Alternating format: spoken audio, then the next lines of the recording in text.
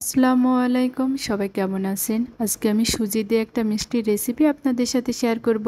আর এই মিষ্টিটা ছোট বড় সবারই খেতে কিন্তু অনেক ভালো লাগবে। প্রথমেই আমি সুজিটাকে ঘি দিয়ে সুন্দরভাবে ভেজে নিব।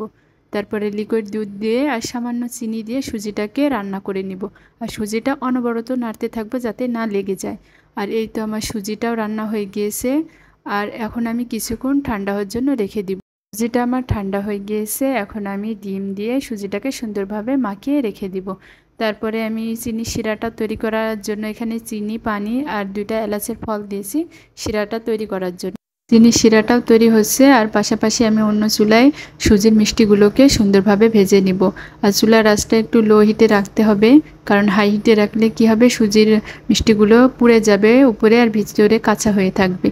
আর এই তো আমার মিষ্টিগুলো সুন্দরভাবে ভাজা হয়ে গিয়েছে। এখন আমি প্লেটে তুলে নিব। আর প্লেটে তুলে নিয়ে একে একে বাকি মিষ্টিগুলো ভেজে নিব। তারপরে এই তোমার সবগুলো মিষ্টি ভাজা হয়ে গিয়েছে। এখন আমার তৈরি করে রাখা সেই শিরার ভিতরে মিষ্টিগুলো দিয়ে কিছুক্ষণ সিদ্ধ করে নিব ঢাকনা দিয়ে। তারপরে এই তো চুলা বন্ধ করে আরও কিছুক্ষণ ঢাকনা দিয়ে রেখে দিব, যাতে মিষ্টির ভিতর শিরাটা সুন্দরভাবে ঢুকে যায়।